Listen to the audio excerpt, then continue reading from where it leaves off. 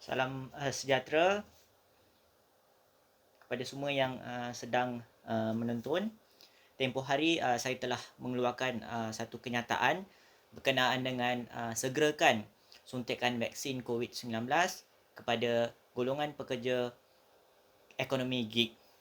Kita difahamkan proses vaksinasi ataupun yang telah dilancarkan oleh Kerajaan Perikatan Nasional adalah sangat lembab kerana kita melihat di negeri-negeri kes COVID-19 yang semakin tinggi seperti negeri Selangor, Sabah, Sarawak dan juga Kedah, kita melihat proses vaksinasi ini adalah sangat lembab.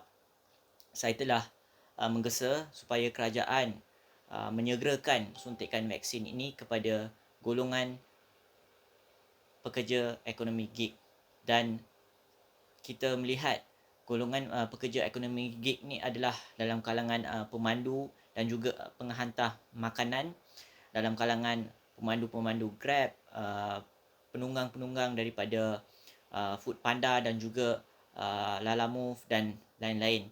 Dan kita juga dapat melihat seramai lebih kurang 4 juta adalah dalam kalangan golongan pekerja dalam sektor ekonomi gig.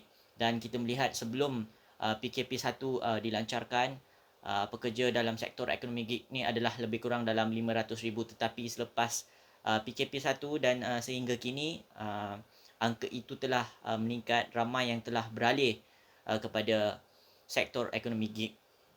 Maka kita melihat pemandu-pemandu ataupun penghantar-penghantar makanan ini adalah mereka yang berisiko tinggi untuk menghadapi ataupun untuk menjangkiti penyakit COVID-19. Dan mereka-mereka ini perlu dimasukkan dalam kategori kumpulan utama ataupun mereka yang perlu diberikan keutamaan untuk suntikan vaksin. Dan kita juga melihat kepada apabila kita melihat kepada angka-angka ini agak membahayakan, terutamanya kepada golongan pekerja dalam sektor ekonomi gig. Dan saya juga ingin mencadangkan kepada kerajaan supaya melaksanakan kaedah suntikan vaksin secara pandu lalu. Kaedah ini telah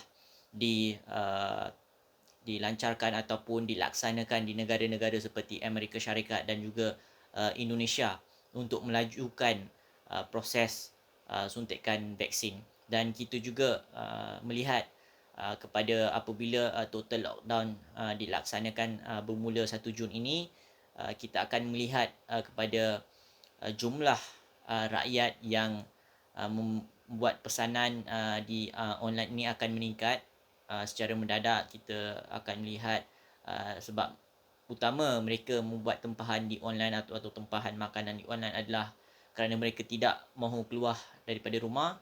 Maka pemandu-pemandu Grab ataupun penghantar-penghantar makanan golongan pekerja daripada sektor ekonomi gig ini akan berkorban nyawa untuk menghantar makanan ataupun barangan kepada pelanggan-pelanggan mereka. Dan saya berharap kerajaan segera melaksanakan suntikan vaksin kepada golongan pekerja dalam sektor ekonomi gig.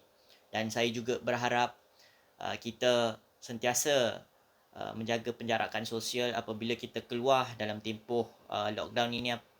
Kita akan ada keperluan untuk keluar ke kedai untuk beli barang makanan. Kita terus menjaga penjarakan kita, SOP yang ditetapkan oleh Kementerian Kesihatan kita patuhi. Apabila kita keluar ke tempat awam, kita segera memakai pelitup muka. Sekarang KKM telah mencadangkan untuk kita memakai 2 layer ataupun 2 lapisan pelitup muka. Satu pelitup muka yang biasa kita gunakan, pelitup muka ni, dan juga satu lagi di luar kita perlu memakai pelitup muka kain yang biasa kita pakai di luar pelitup muka yang ini. Dan saya berharap Malaysia dan juga rakyat Malaysia akan segera keluar daripada pandemik COVID-19. Sekian, terima kasih. Share, Nandrik.